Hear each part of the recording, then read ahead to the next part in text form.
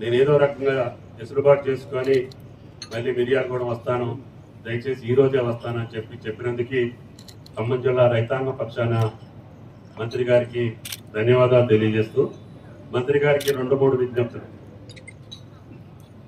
దీని చరిత్ర మీకు నిన్న కూడా రివ్యూ చేశారు.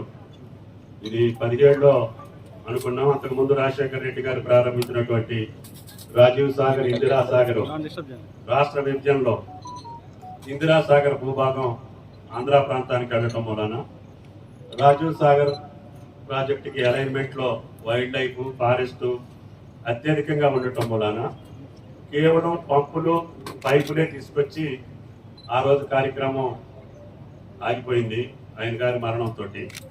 తర్వాత వచ్చినటువంటి ప్రభుత్వాలు దాన్ని పట్టించుకోలేదు. అయినా సరే దీని ఎట్టి పరిస్థితుల్లో గోదావరి జలాలు అత్యంత ఎక్కువ ఎత్తు తక్కువ ఉన్నటువంటి జిల్లా తెలంగాణ జిల్లాలో ఖమ్మం జిల్లా. కాబట్టి ఎక్కువ భూభాగంలో నుంచి ఎక్కువ కిలోమీటర్లు పారేటటువంటి గోదావరి ఖమ్మం జిల్లా. అక్కడ ఏటూరు నాగారం దగ్గర నుంచి పాతకొండల దాకా గతంలో ఖమ్మం జిల్లా ఉండేది. ఇన్ని వందల కిలోమీటర్ల గోదావరిలో ఇన్ని వేల టీఎంసీ సముద్రం పాలవుతున్నా కూడా మనం వాడుకోలేకపోయాం. ఇది ఎట్టి పరిస్థితుల్లో ఆ రోజు ప్రధానమంత్రి పివి నరసింహరావు గారు ఉన్నప్పుడు కూడా నదుల అనుసంధానం పేరిట మనకి వీలవుతుందేమో, రాష్ట్ర ప్రభుత్వం ఇంత పెట్టుబడి పెట్టి చేయలేదని చెప్పి ఆ రోజున కూడా నేను ఇరిగేషన్ మంత్రిగా ఆయనకు ప్రతిపాదన చేశాను. తర్వాత దుమ్మగూడ ఎత్తిపోతల పథకాన్ని ప్రతిపాదించారు. అది రాజశేఖర రెడ్డి గారి కాలంలో కార్యరూపం దాల్చింది. అటువంటిది మళ్ళీ దీన్ని పునరుద్ధరించి ఎట్టి పరిస్థితుల్లో ఉమ్మడి ఖమ్మం జిల్లాకి గోదావరి జలాలు రావాలని పట్టుదలతోటి 17లో శంకుస్థాపన చేశాం. ఆ పనులు మొదట 5 సంవత్సరాలు నడిచినా తర్వాత 5 సంవత్సరాలు నత్తనడక నడిచినాయి. దానివల్ల 3 లిఫ్టులు కూడా పూర్తయినాయి.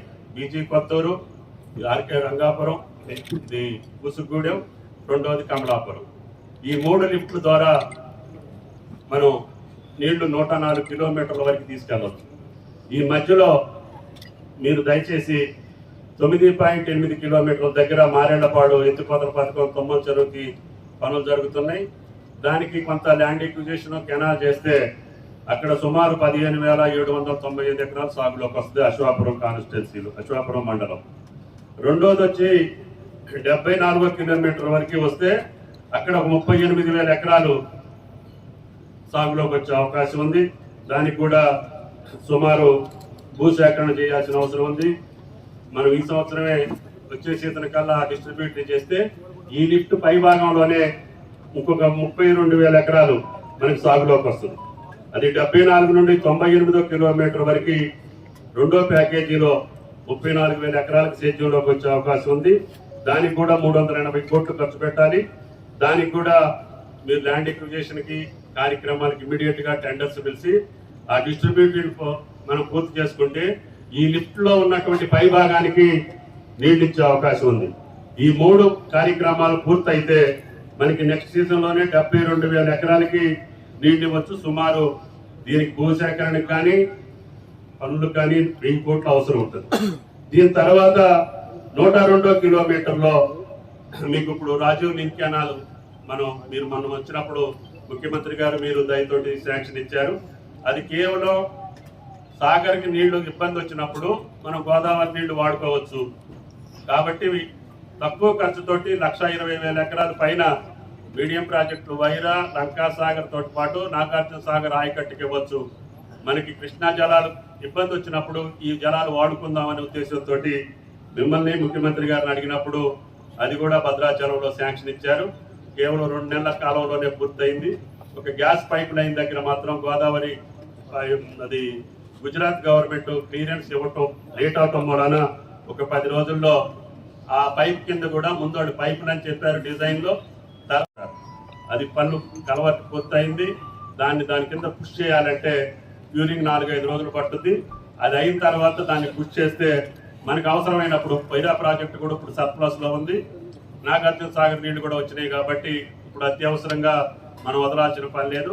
అయినా సరే ఆ కాలం మొత్తం రేపు 2-3 రోజుల్లో పూర్తవుతుంది. దానికి సంబంధించి సుమారు 120,000 ఎకరాలు ఇక్కడ స్టెబిలైజేషన్ వస్తుంది. వైరా ప్రాజెక్టు, లంకా సాగర్ ప్రాజెక్టు, సాగర్ ఆయకట్టు తోటి పాటు. మూడోది వచ్చి ఇంపార్టెంట్ సత్తుపల్లి ట్రక్. దానికి ఆతాలకుంట దగ్గర చిన్న టన్నెల్ పని నడుస్తుంది. అది మీరు పుష్ చేస్తే ల్యాండ్ ఎక్విజిషన్ కేవలం 70 కోట్లు ఇస్తే ఆ 70 కోట్లతోటి ఆ యొక్క ట్రంక్ కెనాల్ ఏదైతే టన్నెల్ ఉందో అది పూర్తి చేసుకుంటే అక్కడ మీకు 1.5 ఎకరాల దాకా అవకాశం ఉంది.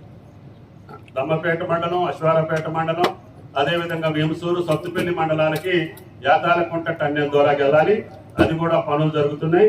అది పూర్తి చేస్తే మీకు చాలా ఆయకట్టు ఆ ప్రాంతంలో వస్తుంది. అది మళ్ళీ లంకాసాగర్ నింపుకోవడానికి కూడా అవకాశం ఉంటుంది.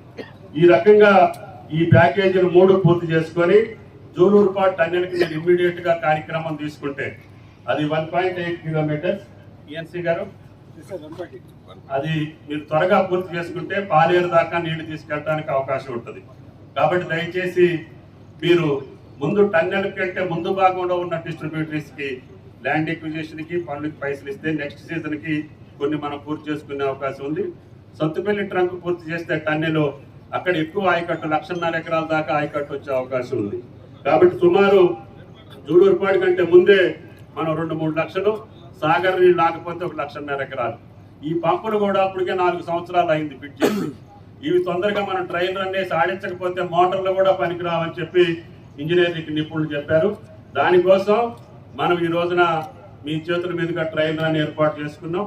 రేపు స్వాతంత్ర దినోత్సవం రోజున ఇది ముఖ్యమంత్రి గారితో కూడా ఈ యొక్క ట్రైల్ రన్ ని వీక్షించేటటువంటి కార్యక్రమం పెట్టుకొని తద్వారా అదే రోజున రుణమాఫీ 3వ విడత ఏదైతే రాష్ట్ర ప్రభుత్వం మాటిచ్చిందో 2 లక్షల లోపు ఉన్నటువంటి రుణాలను మాఫీ చేస్తామని చెప్పారో ఆ యొక్క మాట నిలుపుకోవటం కోసం అదే వైరా ప్రాజెక్టు ఆయకట్టుదారుల యొక్క సమక్షంలోనే ఆ యొక్క రుణమాఫీని కూడా ఏర్పాటు చేయాలని మిమ్మల్ని కోరటం జరిగింది.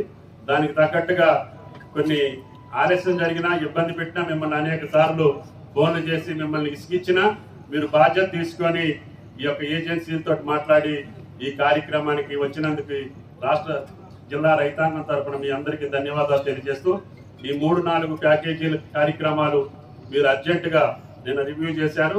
మళ్ళీ అవసరమైతే మళ్ళీ ఒకసారి కూర్చొని ఈ సంవత్సరం వర్కింగ్ సీజన్ వస్తుంది.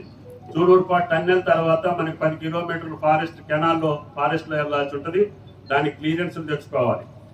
ఫారెస్ట్ క్లియరెన్స్ రావాలి, కెనాల్ అవ్వాలి, టన్నెల్ అయితేనే పాలేరుకి నీళ్లు పంపించే అవకాశం వస్తుంది. కాబట్టి దయచేసి మీరు కూడా ఎమర్జెన్సీ ప్రోగ్రామ్ ని మీరు ఇరిగేషన్ లో ప్రతిపాదించారు. ఏది ఇమ్మీడియట్ గా ఖర్చు పెడితే సాగులోకి వస్తుందో దాన్నే పనులు చేయాలని చెప్పి మీరు ప్రతిపాదించారు. ఆ పద్ధతిలోనే బడ్జెట్ ని కూడా మీరు ఏర్పాటు చేసుకుంటున్నారు. కాబట్టి మాకు ఇమ్మీడియట్ గా ఇప్పుడు ఈ పంప్ హౌస్ కింద ఉన్నటువంటి డిస్ట్రిబ్యూటరీస్ ని కంప్లీట్ చేయమని, సత్తుపల్లి ట్రంక్ యాదాలకుంట టన్నెల్ పూర్తి చేయమని, జూలూరుపాటు టన్నెల్ కార్యక్రమాలను ప్రారంభించమని చెప్పి జిల్లా రైతాంగం తరఫున కోరుకుంటూ మీరు వచ్చినందుకు మళ్ళీ ప్రత్యేక ధన్యవాదాలు తెలియజేస్తాను. అసలైన తొలి వెలుగు. ఫాలో వాట్సాప్ @తొలి వెలుగు official.